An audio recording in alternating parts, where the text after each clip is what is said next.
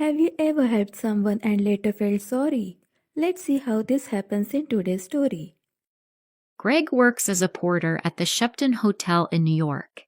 His job is hard, but every day after work, he does the same thing. He crosses the street and buys a coffee from a small cafe near the hotel. One afternoon, Greg notices a girl sitting near the window. She has green eyes and dark hair. She looks serious. The next afternoon, she is there again. And the next afternoon, too. She comes here every afternoon, Greg thinks. She always sits alone at the same table near the window. She drinks one cup of coffee and looks outside. Sometimes she opens her bag and takes out a small notebook. Greg does not know why, but he likes seeing her there. After a long day at work, the cafe feels warmer when she is inside. That evening, Greg decides to speak to her. He buys his coffee and walks to her table. "Hi," he says. "My name is Greg. Can I sit here?" The girl looks up. "Okay," she says. "I'm Cassie." "I come here every day after work," Greg says with a smile. "I work at the Shepton Hotel." Cassie nods, but she does not smile. "You have beautiful green eyes," Greg says. "Do I?" She answers quietly. Greg feels something is wrong. "You don't look very happy," he says. "Is everything okay?" Cassie looks down for a moment. "It's nothing," she says. "Tell me," Greg says. "Maybe I can help." Cassie takes a deep breath. "My stepfather is staying at your hotel," she says. "He has my sketchbooks." "I am an artist. Those sketchbooks are my life," Cassie says softly. "I draw every day. Without them, I feel empty." Her hands shake as she speaks. "When I ask for them, he says no. He wants me to go back home to Boston, but I don't want to go." Greg listens carefully. "How long is he staying at the hotel?" he asks. 2 more days, Cassie says. "He's in room 724. Greg thinks for a moment. "Maybe I can help you," he says. "Maybe I can get your sketchbooks." "Can you really?" Cassie asks, surprised. "Meet me here tomorrow afternoon at 4:30, Greg says. "Thank you," Cassie says. "Thank you very much." She looks at her watch. "I have to go now. See you tomorrow." That evening, Cassie returns to her hotel room and makes a phone call. "It's okay," she says quietly. "The boy is going to do it. Yes, tomorrow afternoon. Bring the money. $2,000. Cassie ends the call. A slow smile appears on her face. "Everything is going to be fine," she says to herself. The next morning, Greg arrives at work early. "I need to be careful," he thinks. He watches the door of room 724. After some time, a cleaner enters the room. A few minutes later, a man comes out. That must be Cassie's stepfather, Greg thinks. When the man leaves and the cleaner goes away, Greg quickly enters the room. "I must be fast," he thinks. He looks around. Under the bed, next to a chair, nothing. Then he sees them by the bed. "The sketchbooks," he whispers. He opens one and looks at the drawings. "Wow," he thinks. "She's very good." Suddenly, he hears a voice. "Hey, what are you doing?" It is the cleaner. Greg runs out of the room and does not stop. That afternoon, Greg leaves work through a side door. "I need to be careful," he thinks. Greg goes to the cafe. Cassie is sitting at the same table. "I have them," Greg says.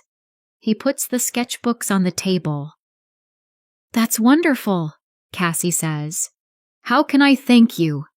We can meet later, Greg says, after I go home and change. I'm sorry, Cassie says. I can't tonight. Maybe tomorrow.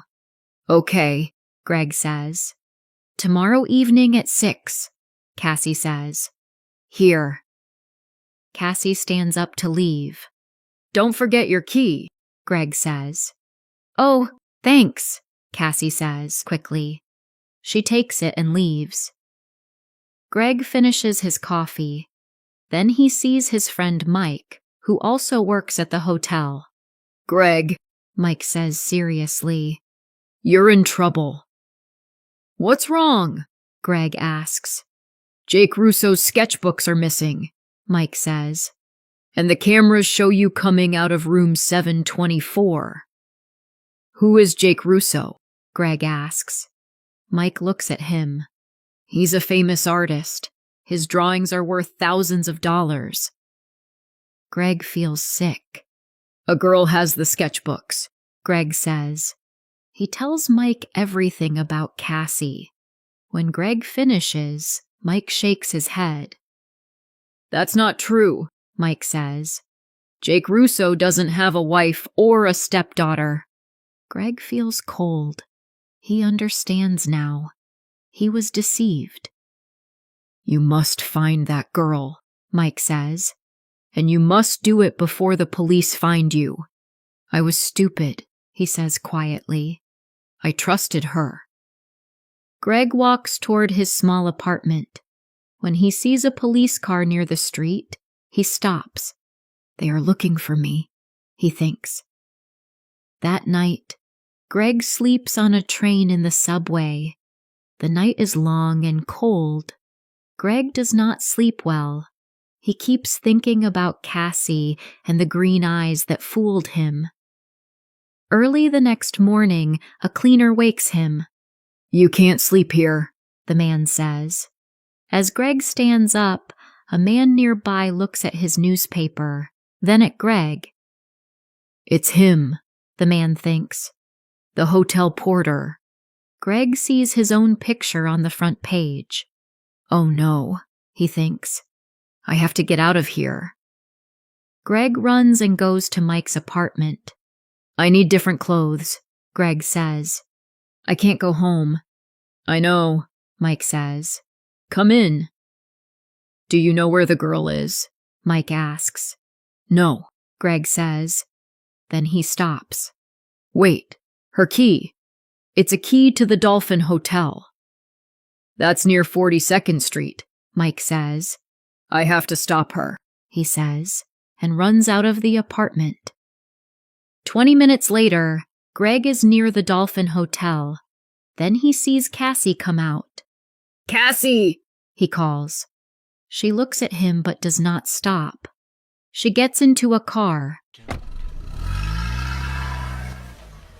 An old man nearby speaks. Pier 83, he says. Circle Line boat. Greg smiles. Thank you. He runs as fast as he can. At the pier, people are getting on the boat. Greg gets a ticket and looks around. Suddenly, a woman looks at him and whispers to her friend. That's him. They call the police. Greg sees Cassie talking to a man. Then 2 policemen arrive. Where are Jake Russo's sketchbooks? One policeman asks Greg. I don't have them, Greg says. She does. The policemen turn to Cassie. You're coming with us, one of them says. I don't understand, Cassie says. You will, the policeman answers. Later, Greg returns the sketchbooks to Jake Russo at the hotel. I'm very sorry, Greg says, and tells him everything. Jake Russo smiles. It's okay, he says, but stay away from girls with beautiful green eyes. Let's learn a word, deceived. Deceived means someone makes you believe something that is not true. In the story, Cassie deceived Greg with a false story. Have you ever been deceived by someone you trusted? Tell me in the comments.